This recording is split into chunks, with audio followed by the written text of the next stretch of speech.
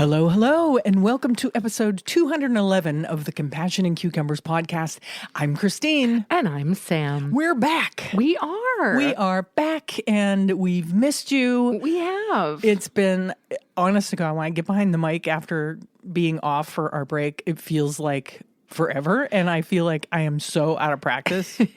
Like, we just had to do the intro twice, so. Well, you know, that happens sometimes. Yeah. It's okay. It's like I almost forgot the name of the podcast, so. It did kind of come out that way, didn't it? Yeah. Here's what's coming up in today's show.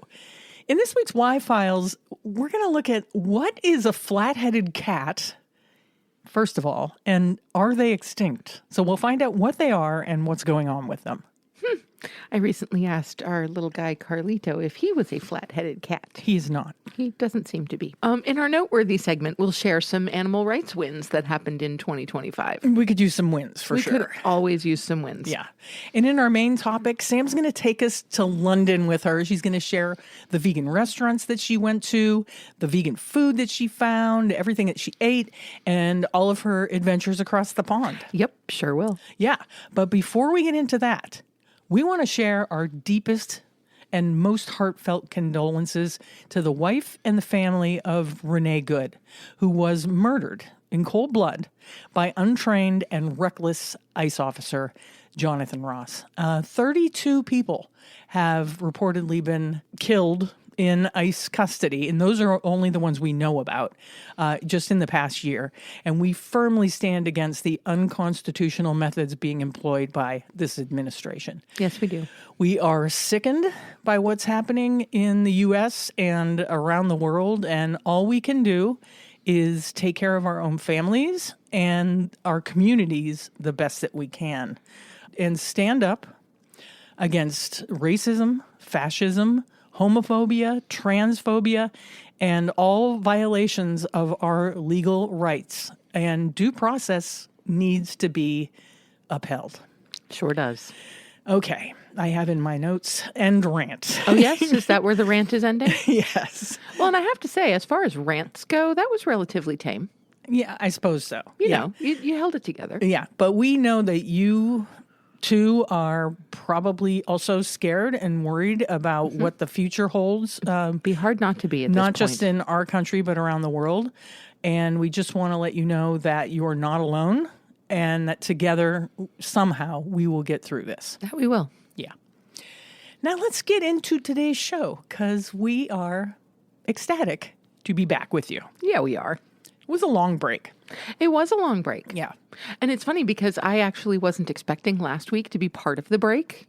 Yeah. And then all of a sudden Christine said, oh, by the way, we're not podcasting this week. And I was like, oh, well, okay. I wasn't in the right headspace, Yeah, you know? that's understandable. I really wasn't. I needed some time to process all the Stuff that's going on. the terrible things that have been going on. Yeah, that's fair. And I didn't want to not acknowledge it, Right. but I didn't really have the bandwidth to acknowledge it, if makes that sense. makes any sense to It makes anybody. perfect sense. Yeah.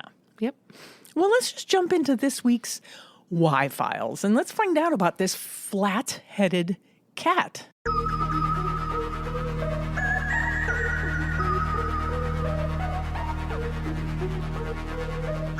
So this comes to us from a SmithsonianMagazine.com. He's so cute. This wildcat is considered possibly extinct in Thailand, and researchers just caught it on camera for the first time in about 30 years. So this is exciting. That's awesome. Yes. Findings from the largest ever survey of endangered flathead cats may help change the species' official conservation status in Thailand. And they are adorable. Oh my gosh. They look somewhere between a domesticated cat and I don't even know what, a marmoset Like or a little bit raccoon, a little bit fox, a little bit marmoset. Yeah, they're just, oh my God, really unique looking creatures and just absolutely adorable. They're adorable. One of the world's rarest wild felines has been spotted in Thailand for the first time since 1995. Flat-headed cats, named for their unique flat foreheads and long skulls, were detected 13 times in 2024 and 16 times in 2025 in photos snapped by remote camera traps, according to a press release. The small kitties were seen in a wildlife sanctuary's peat swamp forest thanks to research by Thailand's Department of National Parks, Wildlife, and Plant Conservation and the conservation nonprofit Panthera, which are both helping to conduct the largest ever survey of the species. Rediscovering flat-headed cats in southern Thailand is an extraordinary moment for conservation, Wai Ming Wong, Panthera's small cat conservation science director, tells Sean Mowbray at Manga Bay in an email. I'm going to hand over this article to Sam right now because there are some really difficult to pronounce names and places in this article, and that is not my strong point, not my strong suit. If you could just hear what I'm going to be editing out, you would get a little kick out of it. Yes, it has been pretty interesting. So, Sam, if you could continue with this. Happy to. And pronounce the names correctly. I will do my best. Okay. I thought that we probably wouldn't find flat-headed wild cats in Thailand anymore. Sirasakyam Prasert, head of conservation research and animal health at Songkhla Zoo in Thailand, writes in an email to Manga Bay. I want people, both within and outside the area, to pay more attention to this species of animal that is on the verge of disappearing from the world. Do you see what I mean with those names? Flat-headed cats are the tiniest wild cat in Southeast Asia, weighing around 4.5 pounds. They're wee. They're very wee. And so that picture they got even cuter. They're tiny. Very small, yes. Less than half the heft of a typical domestic cat, per the press release. They have short bodies, narrow legs, webbed toes, and stubby tails. Their small size, combined with their nocturnal nature and limited population, makes them elusive and difficult to detect. Researchers behind the new survey plan to submit their findings to the IUCN's Red List Committee, which conducts biodiversity assessments and maintains the organization's threatened species list, in hopes of updating the cat's status in Thailand. Ratapan Patarangasan, the conservation program manager for Panthera Thailand, tells Margarita Bassi at Popular Science, though more research will likely be needed. New IUCN assessments of flat-headed cats are expected to be published in early 2026, according to the press release. Robust, up-to-date data, like the new findings, is invaluable for accurately evaluating the species' status and guiding conservation priorities, Wong tells Manga Bay. It underscores the urgency of safeguarding Thailand's remaining lowland habitats so that species like the flat-headed cat have a future. Importantly, the survey captured an image of a female cat with her cub, a profoundly encouraging sign, Wong says to the outlet. It shows that where wetlands and river systems remain intact, even the most elusive and threatened carnivores can persist. Flat-headed cats are wetland specialists. They prefer habitats such as tropical rainforests, swampy and peat swamp forests, and riverine forests, where they're predators at the top of the local food chains. But the small felines' favorite environments are shrinking due to habitat loss from fishing, agriculture, hunting, and other human activities, which also drive competition with other species for the scarce remaining wetlands. The rediscovery of flat-headed cats in Thailand provides hope, but it's only a starting point for conservation efforts. Kaset Sutasha, a veterinarian and researcher at Kasetsart University in Thailand, who was not involved in the new work, tells the Agence France Presse's Pasika Kernamnoy. What comes after this is more important: how to enable them to live alongside us sustainably without being threatened. Yes, so I think it's really incredible how there are still species of animals out there that some of us have never heard of.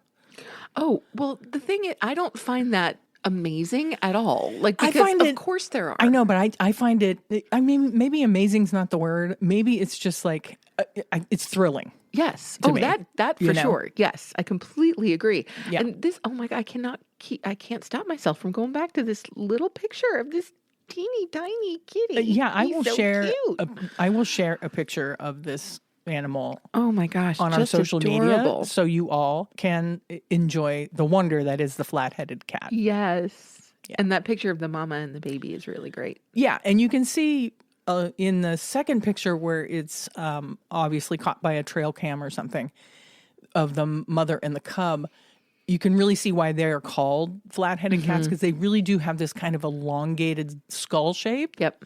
Which is, not like any other cat I've ever seen. So, Again, gives it more of a fox-like Yeah. appearance. yeah. So thank you for taking over that article, because the amount of hard to pronounce names of both people and places in that article was insane. No problem. My pleasure. Yeah.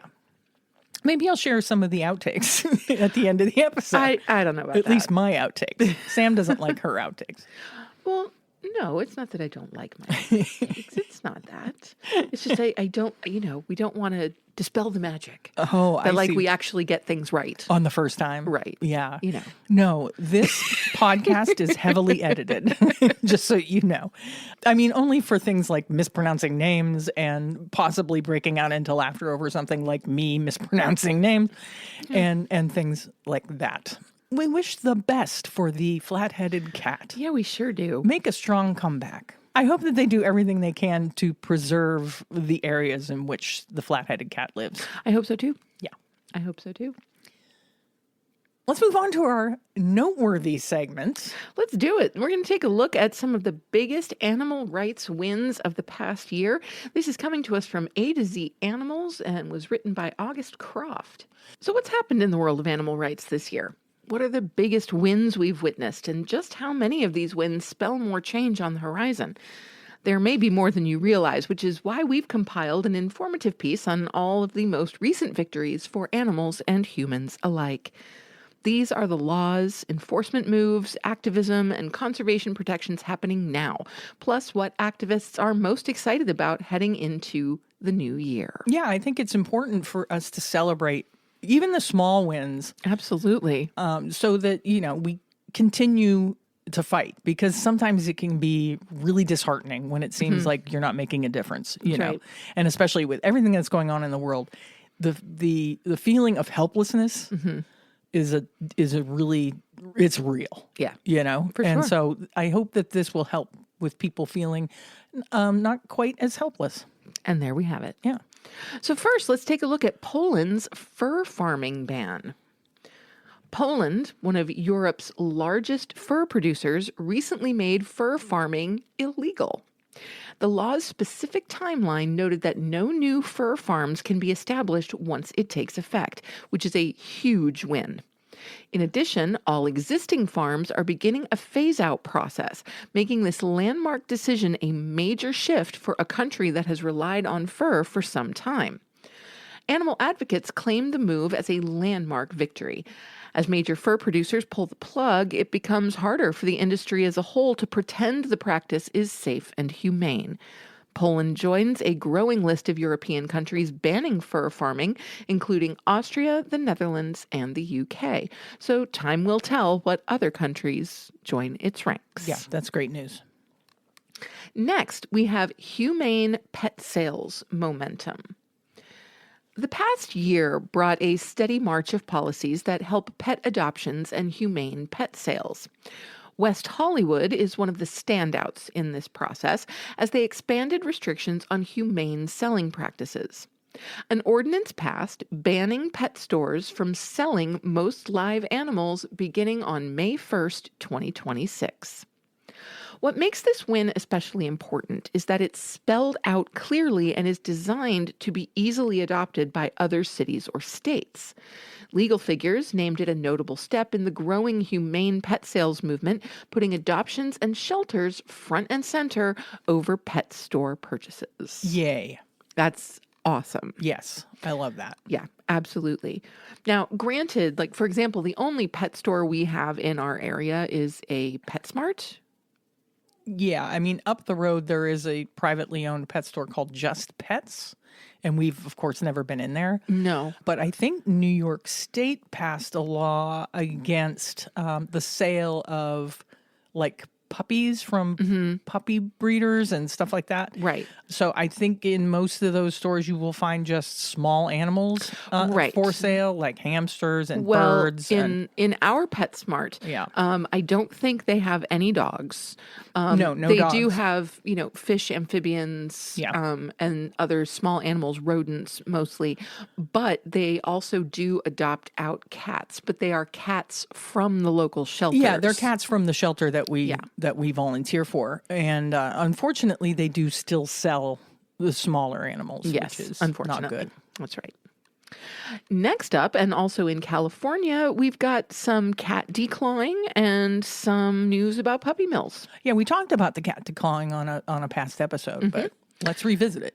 California's recent changes aren't just limited to pet stores in West Hollywood. In an October 9th, 2025 release, a measure was passed to curb third-party pet brokers, alongside another ban involving cat declawing. The state passed AB 867, banning cat declawing unless medically necessary, and AB 519, restricting third-party pet brokers.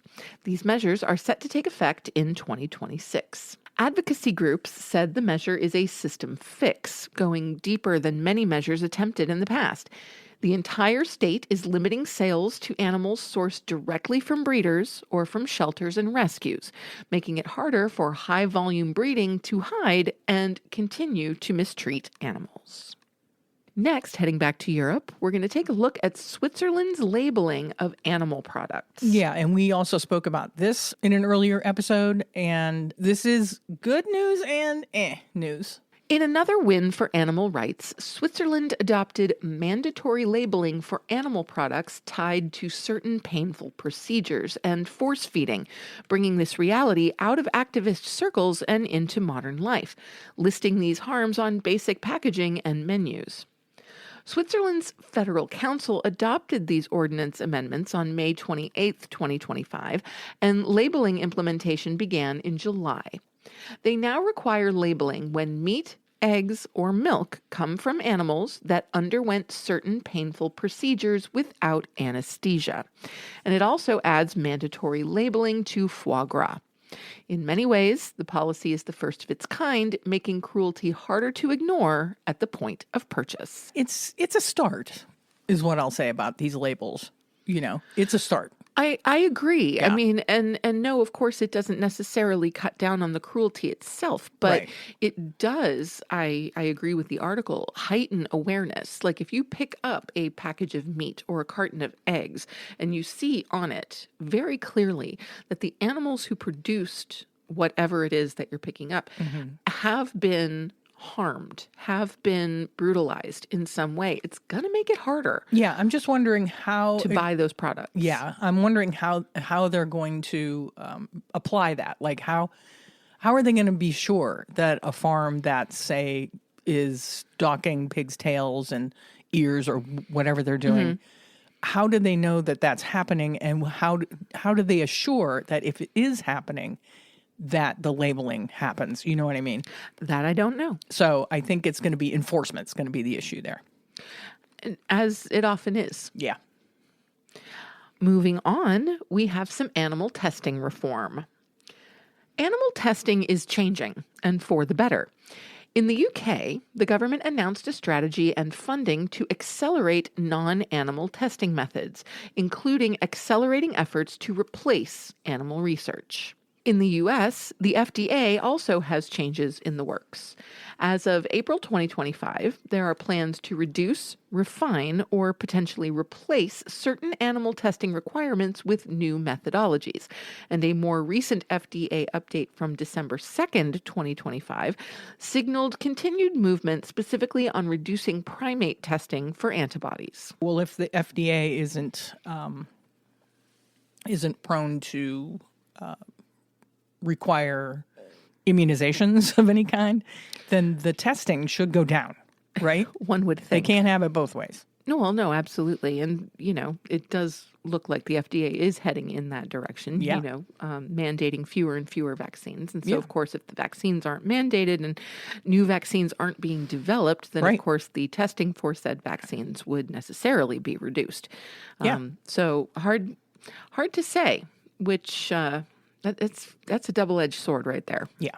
Yeah, so hard to say what that will do. Next, we have a crackdown on global wildlife trafficking. You may not have heard about Operation Thunder 2025, but it was a month-long international crackdown coordinated by Interpol and the World Customs Organization. The agency reported nearly 30,000 live animals seized across 134 countries during the month-long operation window. The diversity of trafficked species was vast, and the seizure was wildly successful. Advocates praised just how many seizures were tied to the exotic pet trade and why international coordination is vital when trafficking routes cross borders. This crackdown showed just how many species, both animal and plant, are stolen and transported without a trace, forcing governments to pay closer attention to the industry in general. Next, habitat protection and wildlife rights. Along the Texas coast, the International Crane Foundation took ownership of a new protected property. The International Crane Foundation continues its conservation work along the Texas coast to protect endangered whooping cranes and other birds in this diverse region. Internationally, Chile also delivered another big conservation win. Cape Froward National Park has plans to create a new park on the Brunswick Peninsula, designed to protect endangered wildlife and unique ecosystems. This development is supported by a major land donation tied to rewilding Chile, making it a bigger win than many realize. That's great. It is. That is really great. Anytime that we can, save habitat or set habitat aside for animals, I am so for it. Me too. Also a win is some progress in the realm of cage-free. The cage-free egg boom is going strong, and the numbers are rolling in to support it. Industry data from United Egg Producers' Facts and Stats page reported that organic and cage-free shell egg production accounted for 42.1% of the U.S. table egg layer flock as of February 2025. Additionally, cage-free stock shares climbed during 2025, making it a major welfare gain for investors and chickens alike. Now let's take a look at what activists are watching this year. 2026 is upon us, and activists are paying close attention to a number of potential wins thanks to the successes of 2025. Here are some of the animal rights changes that may be forthcoming depending on the industries and countries involved. Expanding fur industry restrictions across Europe. After Poland, the next question is whether the rest of Europe moves to a broader policy that ends fur farming and potentially even the fur trade in general. The Fur-Free Europe campaign was born through a public petition, with organizers collecting more than 1.5 million valid signatures. The initiative calls for EU action on fur production and related trade, and now more follow-through is needed. A legislative proposal, a timeline, fewer loopholes, and concrete adherence to the rights of animals is necessary to see this initiative as successful. Animal rights activists in Europe are doing their part, so we'll see how this story develops in 2026. Humane pet sales as the industry standard. Advocates for humane pet sales want more states and counties to adopt broader retail bans modeled after places like West Hollywood. The reason is simple. If the local policy is clear and enforceable, it's easier for other cities to copy it. The prevalence of online marketplaces also makes it incredibly easy to sell animals with no transparency. Next year, advocates will be watching whether other states borrow the same policies as California. Another side effect they're hoping for is that the default consumer mindset moves away from pet store purchases and toward adoption or truly responsible, transparent breeding. Further reductions in animal testing. The UK and US changing certain things about animal testing created a new kind of activist focus: accountability. While it's easy enough to talk about limiting animal testing, the hard part is turning that talk into guidance, incentives, training, funding, and deadlines that actually change lab and business behaviors. In the UK, advocates will be watching funding to ensure it reaches the researchers that are actively building alternatives. And in the US, all eyes will be on how widely alternative methods get accepted in filings, hoping for a standard set expectation for specific classes of tests. The fewer animals involved, the better. Animal product transparency beyond Switzerland. Switzerland's labeling change gave advocates a new kind of hope. You don't have to outlaw a practice immediately to undermine it. Consumer pressure is more valuable than many corporations realize, and Switzerland's choice of labels is proving it.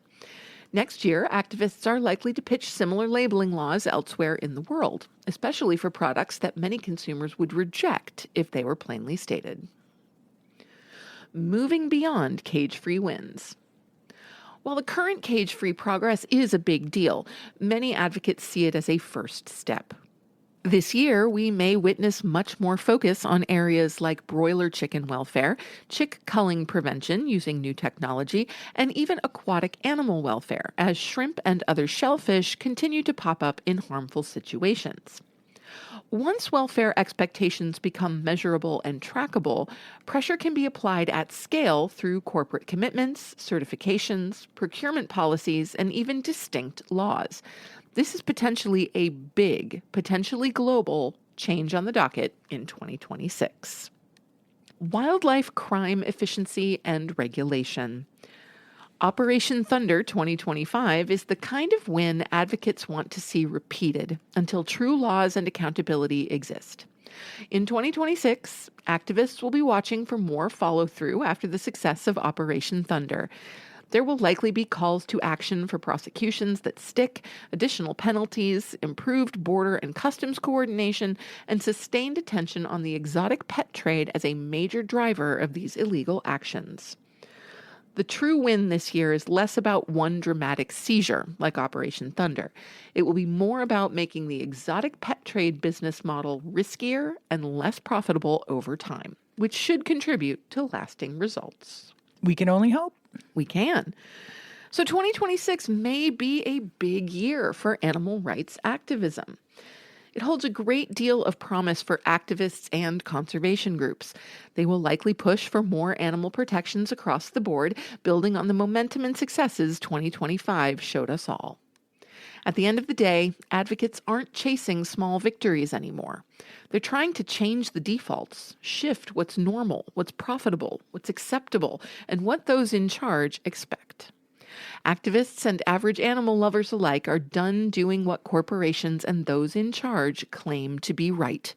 What's right helps animals survive and thrive. Full stop. Absolutely. Absolutely. So yeah, there is some hope. There is some progress. Slow as it may be, there is definitely some progress on the animal rights front, and we just need to keep fighting. Absolutely. And I think it is good for us every now and again to check in with these wins. You know, sure, they may seem few and far between, but when you talk about them in a collective sense, it feels like, okay, you know what? Things are changing. Maybe not as fast as we would like. I mean, it's never as fast as we would like. No, it's not. And I think the global mindset has changed as far as animal rights go. It's just a matter of getting the corporations involved in animal agriculture and other animal-focused businesses to realize that people are going to stop buying their product because of the cruelty involved. Right. So, and a lot of these wins point to that. So, yes. Yeah. Yep. Steps in the right direction. Yeah, for sure. It's time for our main topic.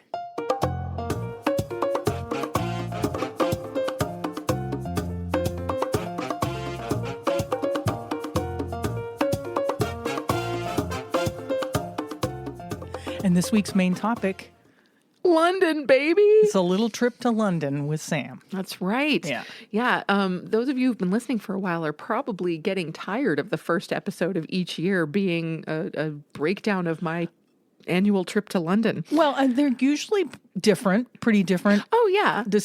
Except for every time there's going to be a trip to Wagamama. Oh, yes. Right. Yes. Well, there are a couple of places now that are becoming regular stops. Sure. Yes, absolutely. Sure. But you don't get the same food each time you go and all that jazz. Definitely not. And we do have a few new ones on the list this year. A couple of really exciting new ones, actually. So yes, just a couple of weeks ago, I had the privilege of taking a group of 14 students to London with a colleague of mine, my dear friend Dan Lunzian, who I'm sure you'll hear a great deal about as we go through this. And what we do during those 10 days is basically see a whole lot of theater. We get backstage glimpses of different theaters, including Shakespeare's Globe and the National Theatre. We visit some London landmarks like the Tower of London, but mostly we're there to see theater and to explore the city.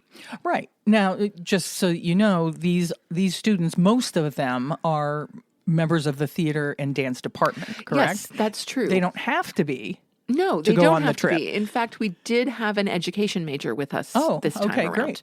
So of the 14, 13 were majors in the Department of Theater and Dance, and the 14th was an education major. Awesome. Yeah. So super cool.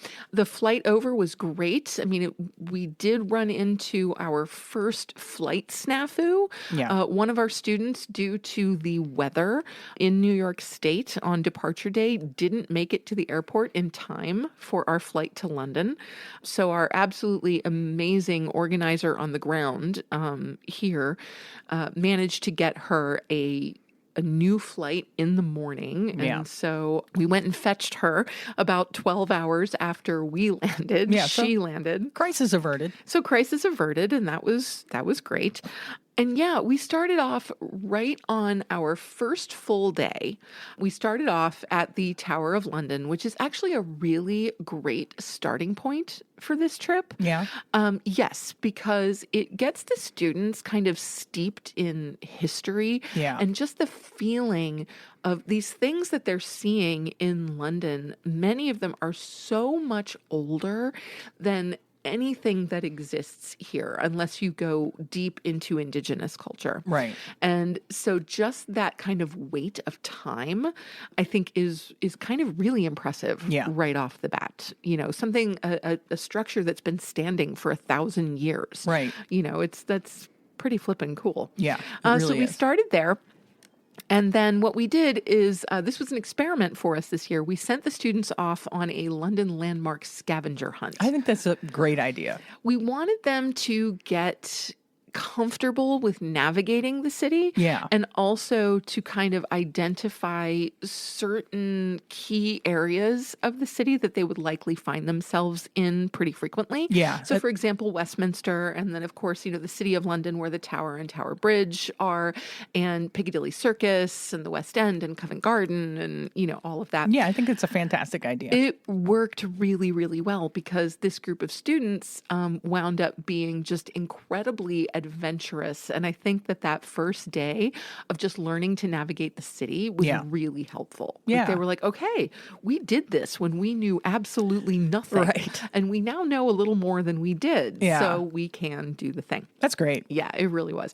So anyway, as the students were off on their scavenger hunt, Dan and I kind of, you know, just wandered around aimlessly, which is always a good time. Oh, wait, no, actually that day he went to see another show in the afternoon and I wandered around aimlessly. Okay. Which was great. So after we sent the students out on their scavenger hunt, Dan and I decided to have our lunch at the cafeteria at the Tower of London. And I have to say, over the past couple of years, they've really upped their game in terms of vegan offerings. That's great. Yeah. They have at least half a dozen really decent vegan offerings. All of their dishes are very clearly labeled. For example, I was looking at some of the salads that they had. Unfortunately, none of the salads were dairy-free. Oh, really? Yeah, none of them had any meat in them, but I think a lot of them, because they were already dressed, that the dressings had some dairy in them, either milk or cheese. So stayed away from that. But it was a chilly day, so I was very, very happy to pick up a bowl of cauliflower chestnut soup with a nice big hunk of bread. That sounds so good. Yes. And a slice of vegan lemon layer cake. Ooh. Yes. And so the cauliflower chestnut soup was kind of a revelation for me. I love cauliflower in any form, but the chestnut gave it such a rich, earthy flavor that I had never really experienced before. Right. Because I'm not sure I've ever had You never had chestnuts. chestnut. Yeah. Yeah. And so it really was amazing. The bread was fantastic. The cake also was surprisingly light. The lemon curd in the center was perfect because let me tell you, the Brits know how to do lemon curd. Yeah. And so it was really, really just wonderful. So then Dan and I wandered around and I dropped him off at the theater to go see his afternoon show, which was a theatrical adaptation of High Noon. Oh, really? And apparently it was incredibly bad. Really? Yes. When he met me at Wagamama for family dinner with the students that night, he was just shaking his head. He's like, I'm really glad you weren't there. It was just a bunch of people on stage going, no, I don't think it was that, but apparently it was really, really bad. Really bad. So anyway, after a nice walk and a stop into the National Theater to pick up our tickets for that night's production of Ballet Shoes, and of course a stop in the National Theater bookstore, which for me is probably the most dangerous gift shop in London. Yeah. Yeah, it is. I've gotten to a point now, I've been to London enough that I don't really buy souvenirs. I'll bring Christine some sweets there. and treats, Yeah. And I'll probably pick up at least one or two books. Yeah. But that National Theater gift shop, oh my gosh. They have a lot of such nice an stuff. Incredible bookstore that, it's very hard to resist. Yeah. So anyway, we all then met up at Wagamama for dinner. And I do love me some Wagamama. And one of the things I realized that I love most about Wagamama is that even though certain aspects of their menu stay pretty consistent, there are other aspects that change with the seasons. Yeah. And I really do love that. So I got one of their seasonal specials, which was a vegan katsu udon. So it had katsu sauce, which is like a coconutty, creamy kind of sauce. Really fantastic, but also spicy. Nice bit of heat to it. Katsu usually does have a kick. So. Yeah, with udon noodles and veg and some crispy sweet potato on top. It was absolutely fantastic. Yeah. One of the best dishes I've had at Wagamama, and that's saying something. I'll have to do we'll have to do like a photo dump on our Instagram or something. Yes, totally. Because she did send me, the whole time Sam was in London, she was sending me pictures of food. Well, yes, because lots and lots of that's pictures my of job. Food. Yeah. Because, Christine has been to London and this was my 6th trip to London. Yeah. And so I've taken plenty of photos of London landmarks. And so I usually, keep photos to a minimum unless I see something truly phenomenal, like an amazing sunset behind Big Ben or something like that. But I know that it's my job to document the food. That's right. Yeah. So the other thing I got at Wagamama that evening was a side of their wok fried greens. These are a staple for me. Pretty much anytime I go to Wagamama, I'm going to get the wok fried greens. Yeah. And these are snow peas, asparagus, broccoli, and some roasted garlic. Yeah. Really fantastic, nice and fresh, wonderful bite to them. A really lovely kind of sesame ginger seasoning. They're fantastic. Absolutely fantastic. And that night we saw a production of Ballet Shoes. Now, any of you who are of a certain age, and by that I mean probably 50s plus, and who were avid readers as kids, may have come across the Shoes series by British author Noel Streatfeild. Mm-hmm. Ballet Shoes in particular was one of my favorite books as a kid. It was right up there with Anne of Green Gables. Yeah. So anyway, saw this production, which we had hoped to see last year, but couldn't get tickets to. Got the tickets this year, and it was just magical. It was like someone had taken this story that I loved so very much, modernized it slightly, and put it on stage. It was phenomenal. Everything from the acting to the tech, I mean, you name it. It was just fabulous. And I was absolutely tickled to see that Nana, one of the central characters, was played by Leslie Nichol, who happens to be Mrs. Patmore on Downton Abbey. Yeah. Are you a fan of Downton Abbey? I'm a massive fan of Downton Abbey. Sam's a huge Downton Abbey fan. I will watch Downton Abbey, but there's something about the lilts of their accents and the pacing of that show that makes me want to take a nap. See, and I'm the exact opposite. I love that show. I've seen it because Sam has watched the entirety of Downton Abbey several times. Oh, many times, yes. And so I've seen them all, but I realize when I'm watching one, I may have fallen asleep during this part because I don't remember it. Yeah, but as soon as the Nana character opened her mouth, I was like, it's Mrs. Patmore. That's Mrs. Patmore. Oh my God. And then she's a really good actor. She too. is such a good actor. And one of my students who is also a massive Downton Abbey fan, at the intermission, she was like, Sam, do you think that's who it is? I'm like, I'm absolutely sure that's who it is. She's like, I'm going to go get a program so we can find out. And so Julia went off and got a program. And it turns out that, yes, indeed, it was Leslie Nichols. So that was so wonderful. It's always such a delight to see an actor that I know and love, especially when I wasn't expecting it. Yeah. So that was super cool. Yeah, that's awesome. So the next day was New Year's Eve, and it's kind of tradition on New Year's Eve for all of the students to go out and do their thing, go out on the town. They find a in club London. or something. They find clubs to go to. And Dan and I do the exact opposite. We head back to the flat and we chill. Hunker down. Yes. So we started the day meeting the students at a small theater to see The Hitchhiker's Guide to the Galaxy. Yeah. Now, this was probably one of the oddest shows that we saw while we were in London this time around. Makes sense, considering the subject matter. Source. Yes, absolutely. Yeah. It was kind of an interactive piece, and we moved from room to room, and it was really interesting. I enjoyed it thoroughly. I didn't feel like it was completely fleshed out yet. I thought that it needed a little more development, but there was no question that the actors were really enthusiastic about the project, and they were fully engaged in it, and it was a lot of fun. Yeah, really was.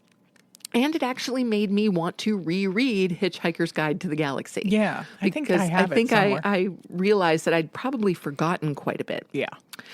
And after that, Dan and I went to Mildred's. Now, this has become our New Year's Eve tradition. Right. That we go to Mildred's on New Year's Eve. And we had a question from one of our listeners. Yes. Emily actually DM'd me because she has a trip to London coming up and wanted to know, do you need to make reservations at Mildred's?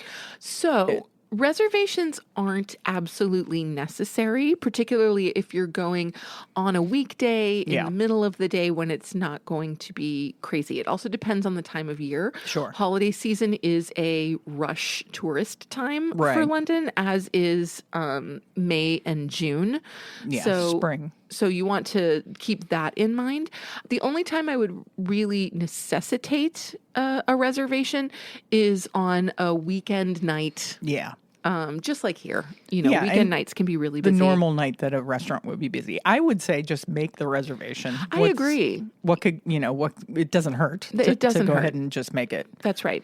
And just know that they do hold reservations for, I believe it's 15 minutes. Yeah. So, they'll count you as a no-show if you're late. Do not arrive 15 minutes before. So we did go to Mildred's and we had an absolutely phenomenal meal per usual. There's just no way to go wrong with Mildred's. It's just crazy. We started out with an order of their arancini rossi. Yeah. They're these unbelievable vegan arancini. Christine has not tasted them yet. No, and that's one of my favorite things. Is arancini. Arancini is one of my favorite things. Yes.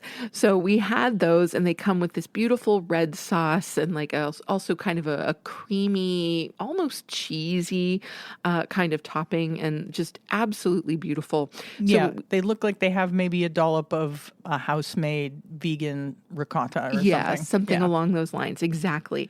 But absolutely beautiful. And then I had their crispy beetroot and potato burger with lemon pepper fries. Absolutely spectacular. I've actually had this burger before. Yeah. So this was not new to me, but it was just as amazing as it was the first time I had it. That was accompanied by some ginger lime slaw, and y'all know I'm a sucker for a good slaw. Yeah. So that was fantastic. But the rock star of the evening was the pistachio cheesecake. Yeah. And wow, just the picture of this cheesecake. This It looks so good. was one of the single most sublime desserts I have ever had. Yeah. It was so good that when we went back to Mildred's for the second time in the week, I got it again. I had a different entree, but I got the pistachio cheesecake again because it was that amazing. Yeah. And it was served with a raspberry sauce and chopped pistachios and a fresh raspberry and a little bit of mint. It was just glorious. Yeah, it's stunning presentation, and it looks really, really good. We're only, how many days are into the trip are we in now? 2. We're 2 days into the trip. So if you would like to pause here and go get yourself a beverage or something to eat or a snack and settle in, we will wait. No, really, you can just pause it and either listen to the rest at another time if you don't have all the time, because this is going to go long. It always does every year. Sorry about that. No, I don't mind, and I don't think people mind. They can listen to it in segments if they want, but our first episode back every year is always kind of a long one because A, we have a lot to tell you, and B, we've missed you, and 3, Sam has so much stuff to tell us about London, and she saves a lot of it. So some of it I haven't even heard. So That's true. yeah, so settle in. That's actually true. Get yourself your favorite beverage or a snack or something and get cozy. Also, we are in the midst of a roaring blizzard. We here are. It's right great. now. So if you hear some noise in the background, that's what it is. The wind is roaring, whiteout conditions. But we are cozy at home, still with our Christmas tree up here on January 19th. Oh, and by the way, happy Martin Luther King Day. Indeed. There's never been a more important time to celebrate a man like Martin Luther King. Am I Amen right? to that. Am I right? You are absolutely right. Yes. So, Anywho, so the next day, Dan and I found ourselves wandering around Covent Garden before going to see a show that evening. And one of the things that I picked up was a quartet of truffles from Neuhaus chocolates. Okay, so these are the inventor of the Belgian praline. yeah. And I love pralines like nobody's business. Yeah. Like, I just absolutely love them. So I was so excited to find these. And I didn't know that they existed. Like, I actually, as we were passing the store, I'm like, I have to duck in and see if they have anything vegan. And sure enough, they did. They did. Yes. So they have a collection of 4 plant-based pralines in the following flavors. They have a yuzu ginger ganache, a caramel pecan, a caramel coffee, and a ganache Earl Grey. Ooh, I would be Yes. so down for the coffee one and probably the Earl Grey one. They were all fantastic. I actually think the yuzu ginger and the pecan were my favorites. That tracks. It That does totally track. Yes. But they were absolutely spectacular. Now, because I bought these early in the trip, they did not make it home with me. So Christine did not I get to don't try blame you. these. I don't blame you. I wouldn't have probably been able to make them, Right. been able to not eat them before Yeah. I came back. And I was really, really surprised that they were incredibly reasonably priced. I actually got 8 of the truffles, 8 pralines for £11, Wow. which is not bad at all. That is pretty Yeah, reasonable. very reasonably priced. Yeah, vegan candy can be pricey. It can. And, this, of course, is kind of upscale vegan candy. Yeah. So I fully expected it to be more expensive than Yeah, it from a was. chocolatier. That's right. Yeah. So that was absolutely wonderful. And the other thing that I purchased while we were wandering Covent Garden was some instant tea from Whittard's. Yeah, Sam got onto this instant tea one time when we were in London and Back in 2018. yeah, a long time ago, and we couldn't find it anywhere else. And you found it again. And so as we were wandering through Covent Garden, I remembered, oh my gosh, this is where I got that awesome tea. And so we dropped into the store. And so I got 2 flavors of instant tea. One is their Dreamtime tea, which is a apricot, vanilla, and honey flavor. Don't worry, there is no honey in the actual tea. It's just a flavor.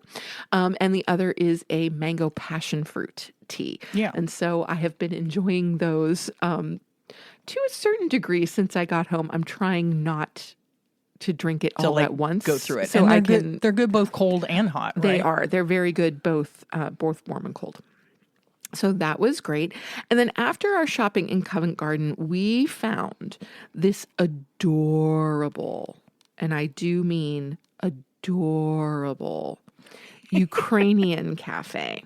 Yeah, oh my God, the pictures that you sent of that place, I'm like, oh my God, it's so cute. Yeah, it is. It's absolutely adorable. So this little cafe called Cream Dream, and it's in the Covent Garden part of London. It's a tiny little fully vegan Ukrainian bakery. And we ended up having lunch there before seeing a production of Othello. And I got some potato varenki, which are essentially pierogi. Yeah, they look kind of like a pierogi. They're very much like pierogi. And they were served with caramelized onions and vegan sour cream and microgreens. They were absolutely spectacular.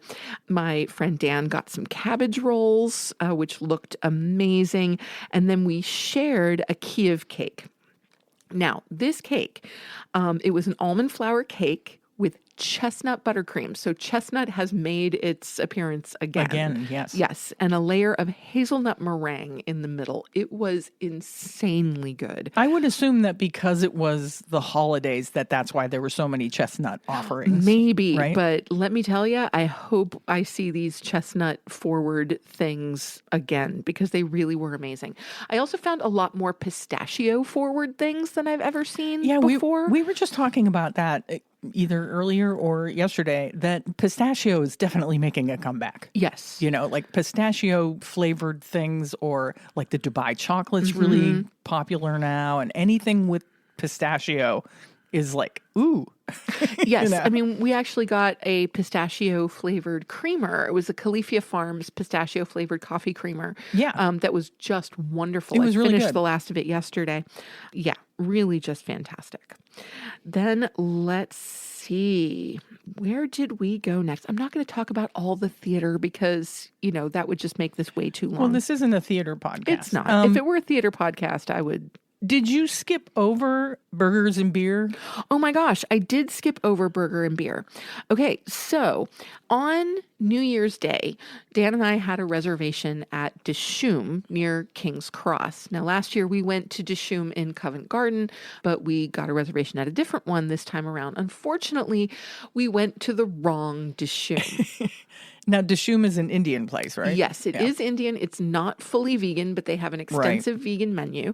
And the food is just spectacular. So anyway, by the time we realized we were at the wrong Dishoom, we missed We did do our best to book it to the correct Dishoom, but we had missed our reservation and they were unable to give us another one. That's so too bad. We were walking around and I had identified, I think it was a Thai place that wasn't too far away, and we were going to walk to it. But before we got to the Thai place, we passed by Burger and Beer, and in their window was the sign for the original vegan burger. And so we just decided, you know what? Let's do this. We're here. Let's just, instead of walking around looking for that other place. That's right. Why not? So into Burger and Beer we went. I had their original vegan burger and we got some fries with that, and they'd had absolutely amazing shoestring fries. Like, I love me a good shoestring fry. And so it was really wonderful. It was definitely a house-made burger. It had definitely a quinoa and vegetable base, so it was a little bit crumbly. Yeah. So it didn't really have that burger texture. It's more of a sandwich than It was more of a sandwich. Look, exactly. It felt a little bit more sloppy Joe than burger. Yeah, it looks like that in the picture that you sent. It looks more sloppy Joe-ish.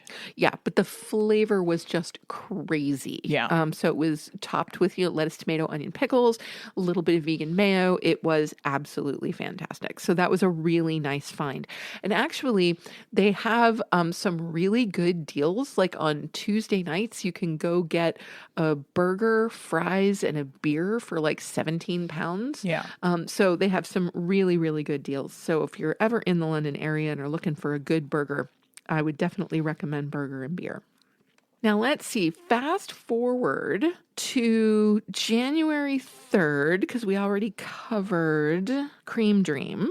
Yeah, the Ukrainian place. Yes. So on January 3rd, we took the students out to Hampton Court Palace, which is a favorite spot of mine, largely because I'm a little bit of a geek when it comes to early modern British history. Yeah. And the Tudor era is just fascinating to me. And Hampton Court was one of Henry VIII's favorite palaces. Yeah.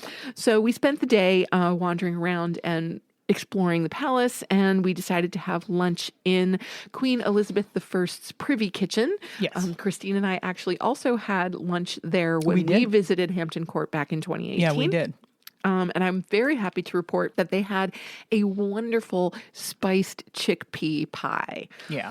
And if there's something that you want to get when you're at Hampton Court, it's a pie. Yeah. And it's served with mash and red cabbage and a beautiful vegan gravy.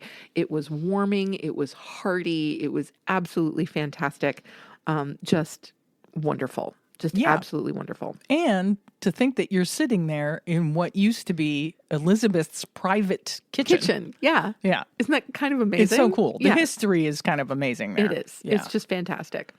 And on our way back from Hampton Court, we stopped in a little coffee shop. I can't remember the name of it right now. I'm terribly sorry to say.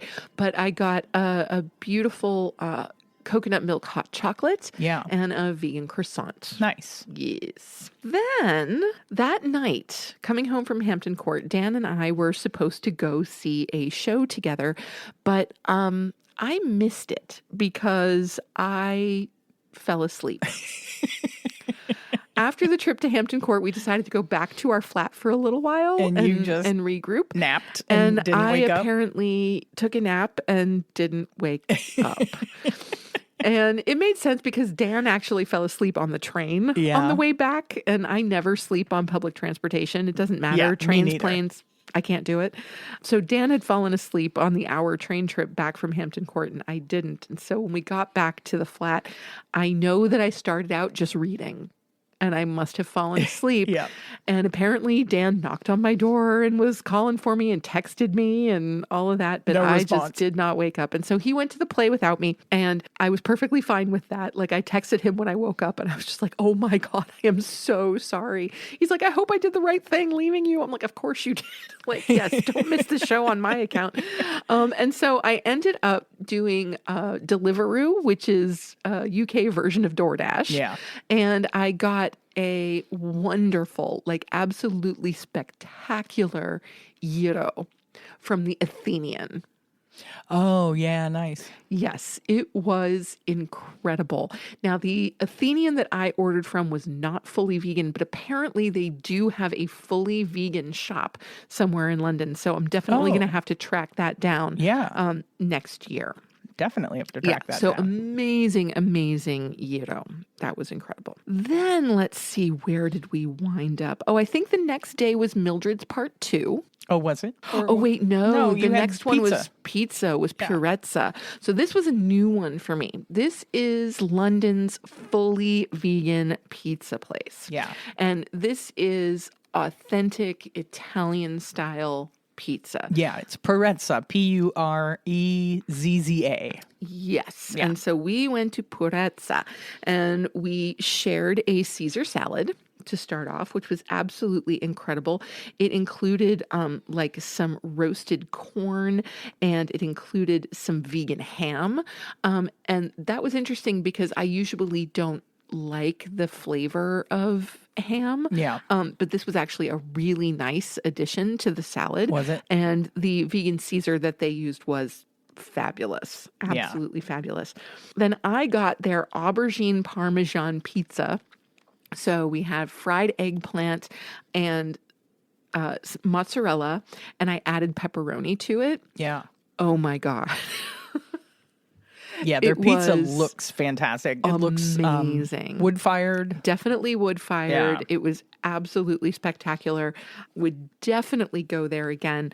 Dan got a black truffle and mushroom pizza, and he said that for him, the truffle flavor was a little overpowering. Yeah. But still really fantastic. And then for dessert, Dan got a tiramisu, and I got, which I didn't send a picture of, these little kind of dumplings. They were mince pie Nutella dumplings. Oh, cool. They were, but they were one of the strangest flavor combinations I think I've ever had in my life. That would be strange because mince pie is usually more of like clove and stuff like that. So it's got a clove and cinnamon Yeah. base. And of course, what's inside it are nuts and raisins and golden raisins. And then to put that with like hazelnut and chocolate. Yes. It's kind of a strange combination. It was a strange combination. Okay. But hey, I ate it all. Yeah. I ate it all. And it was more, it wasn't because like I was kind of like, oh my God, this is the most incredible thing. It was, this is really interesting. And I can't figure out if I really like it or Right. if I'm not sure. And I'm still not sure. Yeah. Because the nuttiness and the chocolatiness of it was great. The texture of the dough was fantastic. I really liked the crunch that the chopped nuts gave it. Yeah. My question mark was the raisins and golden raisins. Yeah. I just couldn't decide if that worked for me or not. And the jury's still out. Right.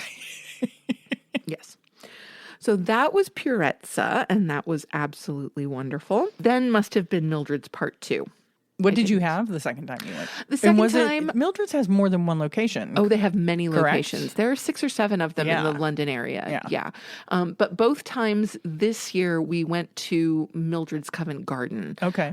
Last year, we did Mildred's King's Cross Okay. on New Year's Eve, and then Mildred's Covent Garden later in the week. Yeah. So just like Dishoom, there are a number of different locations. Like, Yeah. for example, when we were in Canary Wharf going to see the Hunger Games on stage, which, by the way, don't do it.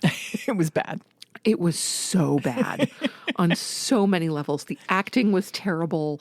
The script was terrible. The tech was really cool. And that was the only thing that was good Yeah, about but it. like even the combat and the movement sequences Really? were Were not bad? particularly Oh, good. that's too bad. And so really, if you're thinking about going to see the Hunger Games on stage in London, I can tell you for absolute certain it's nothing but a money grab and it's not worth your time. Yeah. Okay.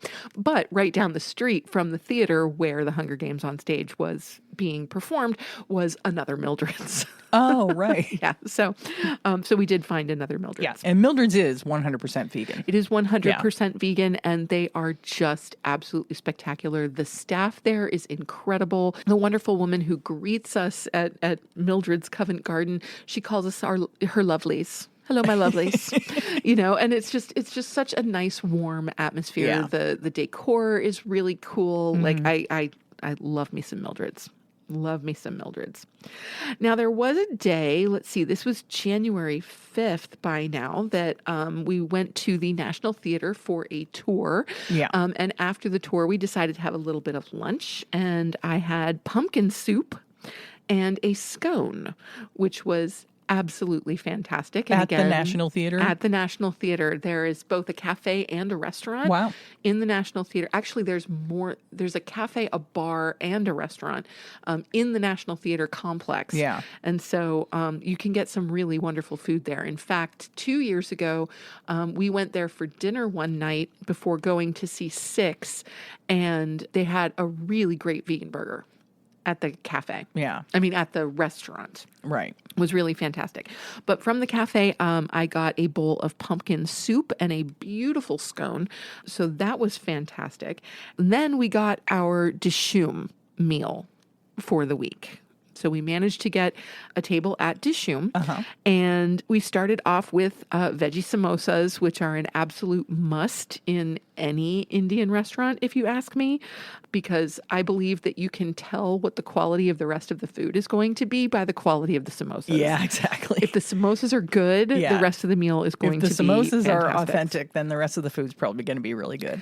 Yes. And then I also had vada pav, which was a fried potato dumpling on a roll with some wonderful herby green sauce. So that was really incredible. And then I had vegan pav bhakti. Okay, so again, a beautiful curry of vegetables served with rolls instead of flatbread, which was unusual to me. Yeah, I found that interesting. Yeah, but again, buildable food. Yeah. I got to make myself these wonderful little sandwiches. And I also got some of their grilled greens. Now, they're very similar to Wagamama's, actually. Yes, again, snow peas, asparagus, and broccoli, served with an absolutely spectacular mustard dipping sauce. So even though Dishoom is not fully vegan, I would highly recommend their vegan offerings are spectacular. And again, much like Mildred's, just the atmosphere and the vibe of the place is really, really awesome. Yeah. And again, there are multiple Dishooms all over London. Yeah. So yeah, definitely check that out. We're getting close to the end, friends. Then I am pleased to report on January 6th, I finally got to go to Unity Diner.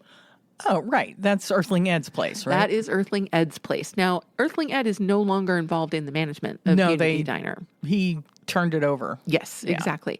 And this was the first night that they had opened after the holiday break. Okay. And so they were working with a slightly limited menu.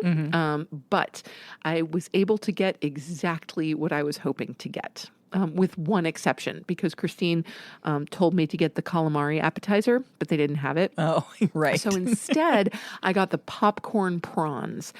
I honestly think with all the spectacular food I had over 10 days, these popcorn prawns were the top of the list. Yeah. They were insanely good. The same kind of vegan kitchen magic that we experienced at Francia Cafe with their calamari. In New York City. Yes. Yeah. Like it was just that good. Equally good, well, not quite equally good, close though, were their tofish and chips. Yeah. Okay. First of all, their chips are genius. They're absolutely amazing. Nice, thick cut chips, perfectly fried, not greasy at all. And the tofish, again, perfectly fried, great flavor. The texture was a little heavy for me. Yeah. But that's because, my last version of fish and chips was in fact white fish and chips. Okay. So I was looking for a flakier texture than they had, but I honestly think they got it as close as they possibly can using tofu. Yeah. And Unity Diner is, at least it started as a chip shop, right? Yes, and they are famous for their tofish and chips, and rightfully so. Yeah. It was wonderful. And I've got to say, the tartar sauce was the best tartar sauce I've ever had. It was thick and dill forward with huge chunks of pickle, like just amazing. I wish I could have jarred it up and brought it home with me because it really was incredible. And then for dessert at Unity Diner, because I couldn't not have a dessert, I got their Neapolitan cheesecake, which was a layered chocolate, strawberry, and vanilla cheesecake. It was absolutely beautiful. It was not quite the showstopper that the pistachio cheesecake at Mildred's was, but it was still absolutely fantastic. And I was just so glad to be able to go there after having waited for, 4 years. Yeah. And then you said directly across the street from Unity Diner, there was a Scandinavian vegan restaurant? Yes. This is one of the places that called Dan and I Downs? called Downs. And we're going to have to put it on the list for next year. But they are a cafe, deli, and bar, and they do Scandinavian vegan. So smørrebrød and all of that good stuff. So that's definitely going on the list for next year. Yeah. Have to check that out. Yeah, indeed. Well, our last day, so January 7th was our last full day in London. And we started off going to the coffee shop that is very, very close to the Farringdon train station. And there are several coffee shops. There's a Costa Coffee and there's a Pret a Manger close by, but we went to the non-branded local little coffee shop. Oh, good for you. And I'm so glad that we did, because we've looked at this place for 3 years now and had never gone in. Yeah. And it turns out that they have a wide variety of vegan pastries. Oh, Yes. Okay. And also plenty of coffee beverages. Sure. And plenty of milk alternatives as well. So I got an almond croissant, which was absolutely spectacular, and a coconut milk turmeric latte, which was fantastic. yeah. You sent pictures of, they also had a vegan pan au raisins. Yep. And plain croissants and vegan pain au chocolat. Yes, which is what I indeed. probably would have done. And so after our foray into the coffee shop, we went to see what was the show of the trip for me, which was a new musical titled Coven. It is about the witch trials in the 1700s in England. And it was spectacular from start to finish. Easily the best piece of new theater that's been put out in a decade. Yeah. I mean, it's got shades of Hamilton and shades of Spring Awakening. The music is spectacular, written by women, performed by women, supported musically by women, and it is an incredible feminist anthem. Yeah. That is so relevant for the time that we're living in. It's just phenomenal. So that was the show of the trip for me. And our last meal, so after Coven, we had to kind of book it back to the Covent Garden area because we were seeing My Neighbor Totoro with our students that night. And we needed to find a quick place to have dinner. And so we wound up at Itsu. Now, Itsu is a fast casual chain in London and probably across Europe. I don't know if they've made it to the United States yet, but I really hope they do. Yeah. They're Asian, kind of Thai, Japanese fusion going on. And so I had a vegan dragon roll. I had some veggie fusion gyoza, and then their Thai noodle bowl, all of which were absolutely spectacular. Really warming, really just so tasty. And so that was my last meal in London. Wow, what a whirlwind vegan food extravaganza that was. Yes, I tell you, it is one of my favorite things about going to London. I mean, yes, I do love wandering around the city with one of my close friends, and I do really love going to see so much theater. Yeah. You know, the students, as a group, we see 5 or 6 shows together. Yeah. But then Dan and I see another 5 or 6, just the two of us. Yeah. And the students also go off on their own and get tickets to shows. So it's really great. So I saw 11 shows this time around. Yeah. Dan saw 13 because of High Noon, and then, of course, the one that I missed. Right. So One that you it would have been 12 slept through. but the one that I slept through. Yeah. But it really just is a wonderful kind of reset in a way, like to mark the beginning of the year, just because, I mean, yes, it's work, and yes, it's a little bit hectic, but there's something about it that just seems so chill at the same time. And I really do love it. So it's a privilege that I get to do this every year. Yeah. Thanks for documenting everything and sending me pictures of all your food, even though a lot of times I was just jealous because I'm here at home. Cooking for myself. And I never cook spectacular things when it's just me. Well, sure. So I'm having like rice and beans and, Nothing wrong with rice and beans. and tofu let me tell you, scramble. well, yes, but let me tell you, when I got back, and the first morning I was back, Christine made a beautiful tofu scramble with toast and hash browns. Like, it was so good. Like, I was just like, oh my gosh, I have missed Pookie breakfast. Yeah, I mean, it's nice to go away, but it is good to come home. It is. Yeah. It's really great to come home. Yeah. So, yeah. Well, welcome home. thanks. I guess we have to move on. I suppose we do. I mean, we can't stay in London forever. We can't. Let's move on to what used to be our assignment restaurant SOS segment. We've decided that the SOS series should maybe come to a close. We gave away several vegan meals and supported several vegan restaurants around both the U.S. and Canada. And I think it was a success, but I think it's also time to move on to a new segment. Yeah. Yeah.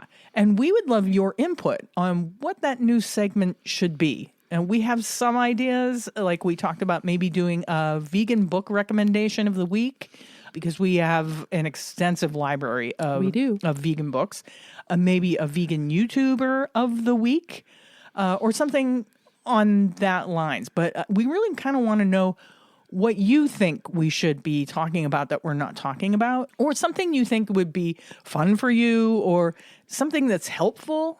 So please, if you have any ideas, drop us an email or DM us on our social media accounts, and we'll definitely take all of your suggestions into consideration. Yeah, definitely. But I do think that the vegan restaurant SOS was successful.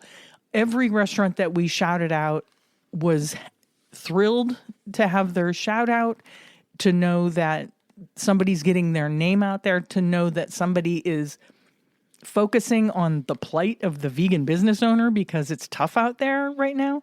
So I know all the restaurants really appreciated it. So, but I really just think it played out. Yeah. Yeah. And it's time to try something new. Yeah. We don't want things to get old and boring. Yeah. New year, new things. us. And now every year I come up with some kind of rhyming saying for, like, I think, what was 2025? Finding our drive in 2025, I think, was I the really saying. don't remember. I know. It was over a year ago. Yes, it was. For 2026, I couldn't come up with anything. I don't have anything off the top of my head, I'm sorry to say. I really couldn't. I'm like, get our kicks in 2026. I'm crapping bricks in 2026. Oh my God. I really couldn't come up with anything. So sorry about that. But in more exciting news, it's time for our favorite portion of the show.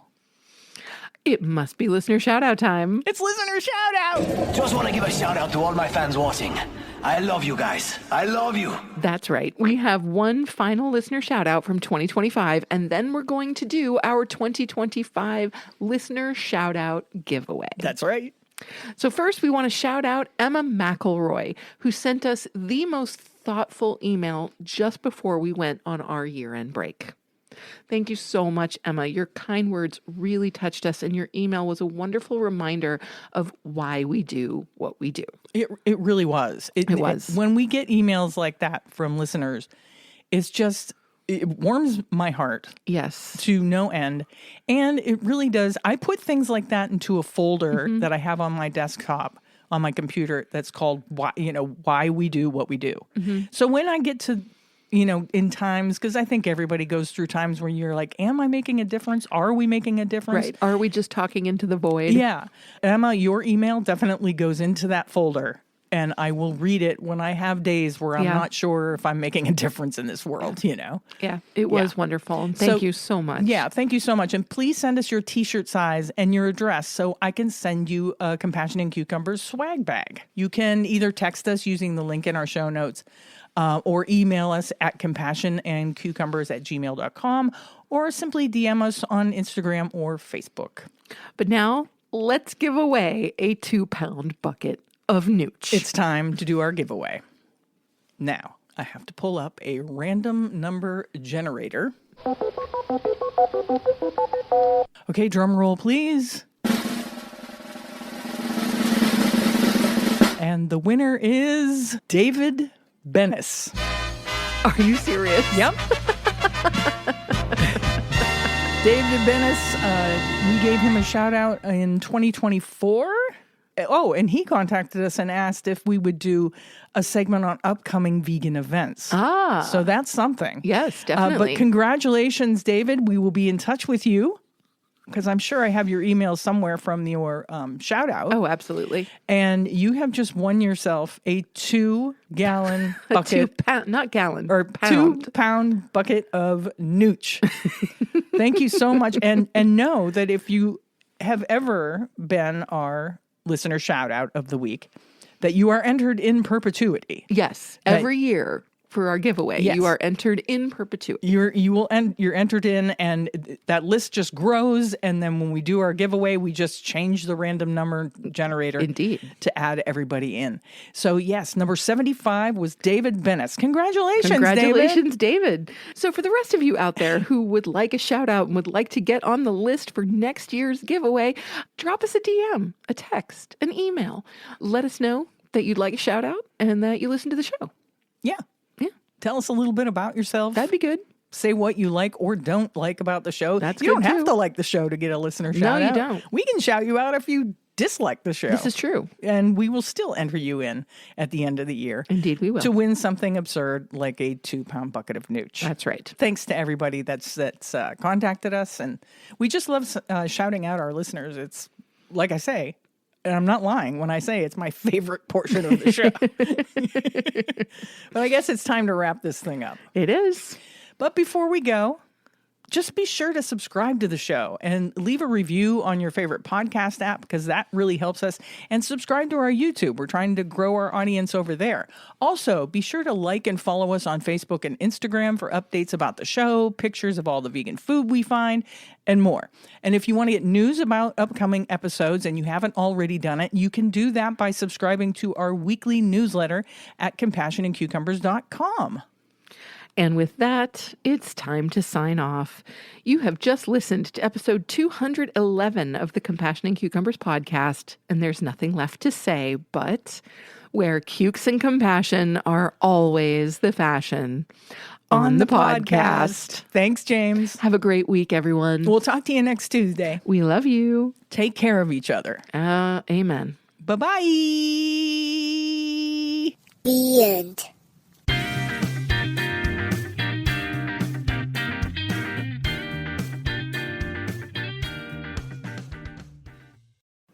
If you'd like to support the Compassion and Cucumbers podcast, well, you can do that by hopping on over to our Patreon page and becoming a patron.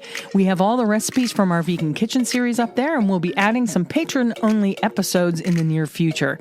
So thank you for supporting us at whatever level that you choose, and thank you again for listening to Compassion and Cucumbers podcast.